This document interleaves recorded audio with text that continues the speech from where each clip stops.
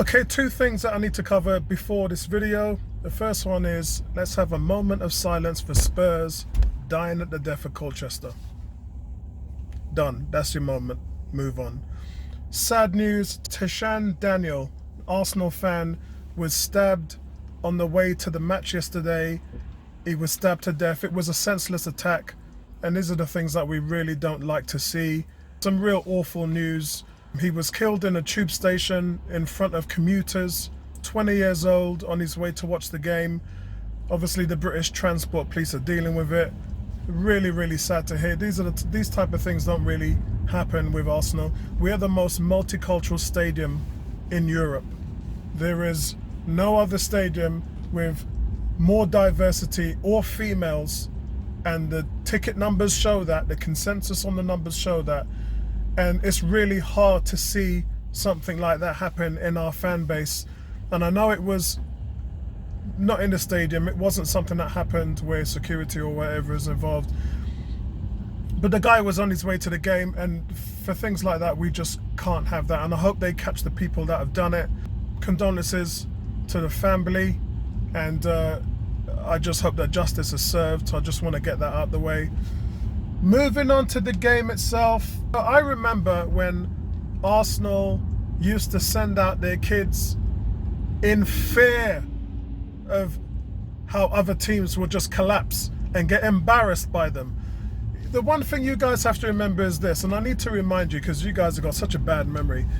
When Arsenal won their first FA Cup after the 10-year drought and they beat Hull in the final, in that run-in, Arsenal beat the likes of Spurs, they beat the likes of Liverpool. They were up against SAS, Suarez, Sterling and Sturridge. And you know who we put up front? Sonogo. The biggest was the 2007 final of the Cup against Chelsea, where Theo Walcott scored his first goal for the club and Arsenal went 1-0 up. They didn't win in the end because Chelsea had their full strength team out and they were glorifying Drogba and all this other stuff. But what was funny was the Arsenal veterans sitting on the bench and in plain clothes, because a lot of them didn't dress for the game, and they were cheering on these youngsters who were running rings around Chelsea. It was just hilarious. But those days we haven't seen for a long, long time. In fact, with the likes of Thomas Vermaelen and all those guys who've played a part over the last 10 years, we were getting knocked out of the cup by Blackburn. Teams like that were knocking us out of the cup. So here we are against a decent team. They're quite a decent team, and you blow them out 5-0.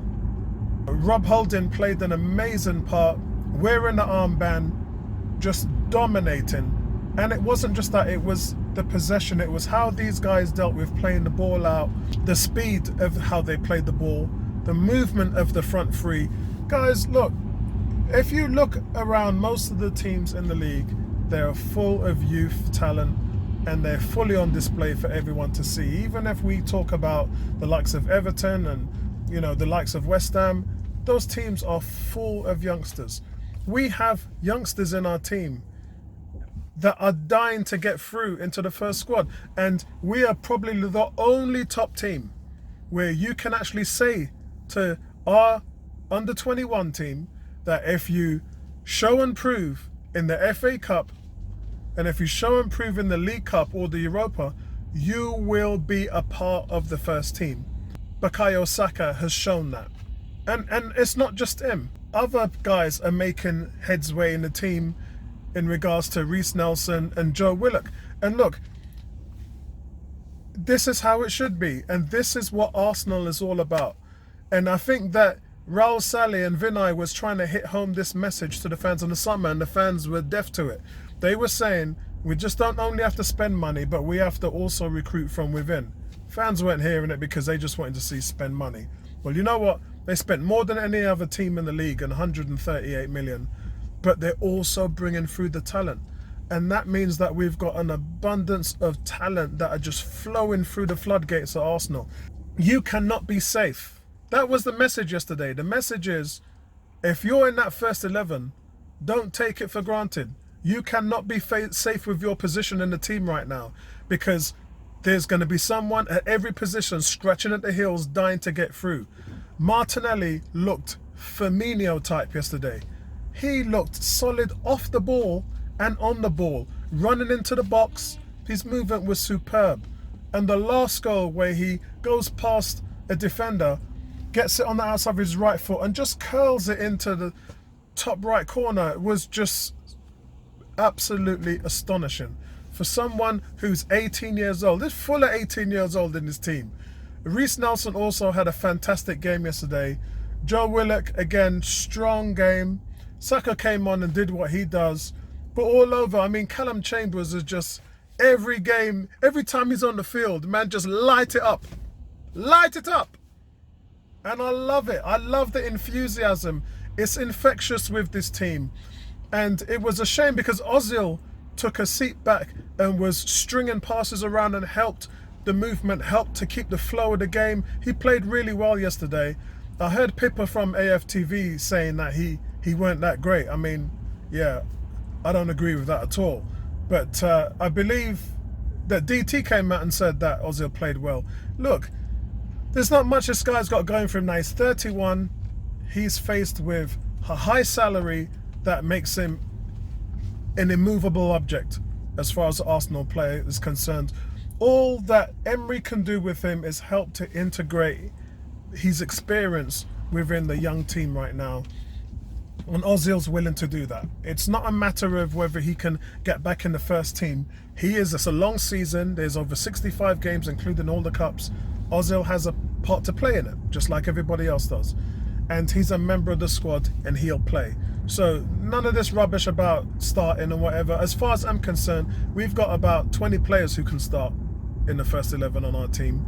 And whoever starts has to be done for a tactical reason and has to be done for a performance reason. You have to play the hot hand. And this is the reason why, again, I hit home the likes of the fact that Granit Xhaka is first on the team sheet is something that should not be allowed. It just shouldn't. Because you need to reward excellence, not failure, as far as Arsenal's concerned. Is a gravy train of success right now. 3 wins on the trot for Arsenal. And if I'm Emery, all you need to do is try to focus on getting it to work. Bellerin, as soon as he came on, he got the assist. Did you see the players didn't celebrate the scorer, which was Willock? They all ran to Bellerin instead, including Willock. A solid bunch of guys who love what each other does and they play together well. We just need the man in charge to get them to think on the same page and doing the same thing that will work against teams. This is something that has to be done now. And he's got time. I'm going to say Emery's got time because I don't see in the foreseeable future that they will sack him in a hurry. I think that you have to let his second year play out, regardless how, I'm not going to, if it goes good, great.